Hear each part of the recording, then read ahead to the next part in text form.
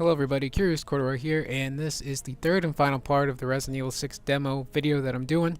As you can see, this is going to be Jake's part, so you can play as either Jake or Sherry. If you guys have played the previous Resident Evils, you will know Sherry as the young girl from Resident Evil 2. I don't know what I was going to say there. But this part I'll go ahead and shut up, because it's a pretty cool cutscene. What's the matter? What's the matter?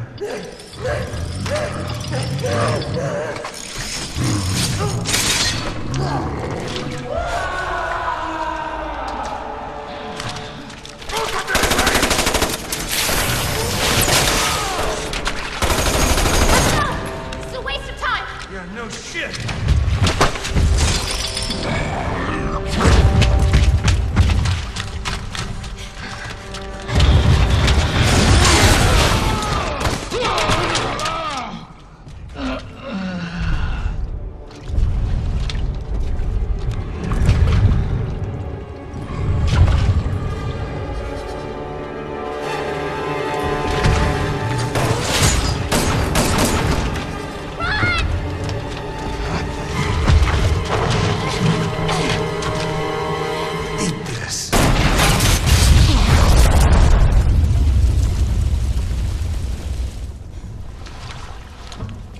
Thanks for the warning.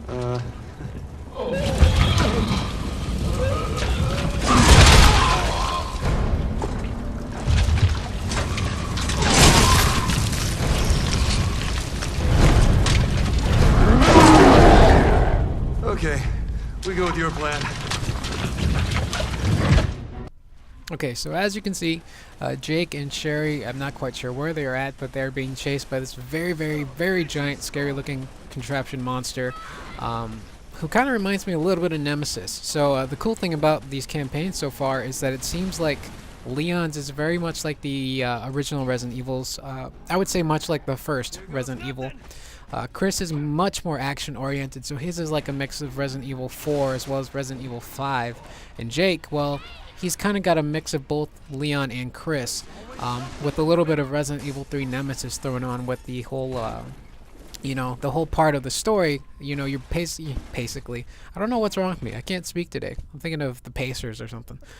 But other than that, you're basically being chased by this big creature, and I'm gonna assume it's throughout Jake's entire campaign. And right here, some dude's gonna try and jump out and get me, but I don't play no shit, so bam! I'm just gonna melee him right in his face. And one of the things you will notice about Jake, he has the option to fight hand to hand. Unlike Leon and Chris, they can still melee, but Jake has the option to unequip his gun and fight hand to hand, just like that, which I think is pretty cool. Of course, if they fix the hand to hand combat and make it more accurate, I think a lot more people would probably want to use it. But as I was saying, I think Jake's campaign, besides being a mix of Leon's and Chris, it's definitely going to have that element that Resident Evil 3 had, where you were always being chased, you were always being followed, you were always being watched by the Nemesis himself, which, as I'm saying it, is actually kind of creepy. So I'm kind of wondering if there's moments in the game where you're just kind of minding your own business, and then all of a sudden this monster, whose name I forgot, just kind of crashes through a wall, much like Nemesis did in Resident Evil 3, which I will never forget, being terrified walking down the RPD police department hallway and then just having Nemesis coming out of nowhere and scaring the crap out of me as a little kid. So Jake's adventure, I had a lot of fun with it, a lot of really cool mix of action and horror and suspense. Of course, this boss coming up, he's got a pattern, much like many bosses nowadays in a lot of games, but it is Capcom. Capcom's bosses tend to have patterns, but as you're seeing right here, you can go around and basically break all these boxes, but his inventory, Jake's, is not limited to just guns and hand-to-hand. Much like Chris, he can use grenades like the flash grenades and the regular frag grenades, and even a remote controlled detonator, which is pretty cool. I still haven't really figured out how to use the thing, though. I'm not sure if it's like you have to activate it itself or something like that. And right here, you'll see the crosshair just kind of go nuts. Like I'm trying to aim to the left to shoot that barrel, but then it decides to aim back up after a little mini kind of in-game cutscene happens, and those guys just get blown up. But I'm trying out the mechanics here, just trying that shoot slide kind of maneuver just to see how it works.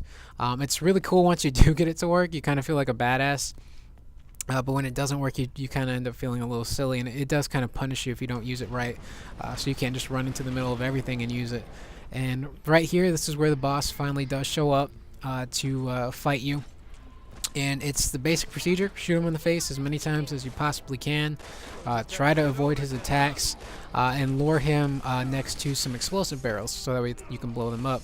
And right there, I dodged a little bit too early and I got caught by him. And it's not an end-all be-all if you do end up getting caught, because Jake is the Wesker of Sun, the son of Wesker. I have a little bit of verbal dyslexia today. With Jake being Wesker's son, he has some pretty, amazing talents, and different abilities. So he can take quite a punishment. He can do all these really cool dodges and maneuvers, and he can fight very similar to Wesker, like Wesker did in Resident Evil 5. So if, Jake gets stabbed or gets shot a lot, he can take a lot more punishment, I'm going to assume, than Leon and Chris probably could. Because if this was like Resident Evil lore, I would assume that if Chris or Leon got caught by that, they'd probably probably be killed right away. I don't know why I can't talk. I'm contemplating starting this video over. But I'll just leave it raw because the video is actually almost over. But as I was saying, just lure him to the barrels, shoot them, and you will eventually beat him. But as I was saying in previous videos, I'm super excited that they are fixing the camera. Hopefully they fix some more of the gameplay mechanics themselves, because I think if they fix those two elements, then the game itself will just be an extreme blast to play. I saw some screenshots for the Mercenaries mode, so it looks like it's going to be 4 players, possibly even 6 if the rumors were correct. So Mercenaries, probably not scary, but a ton of fun. I'm pretty sure it will be. Just, imagining Leon and having my friends be, Chris or Jake or Leon, and me being one of them, and then having us just go around and helping each other out, fighting all these monsters and these zombies. As a Resident Evil fan, that's going to be really, really cool.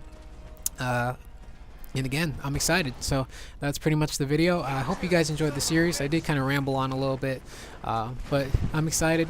But that's the video. I'm Curious Corduroy, and I will see you guys later.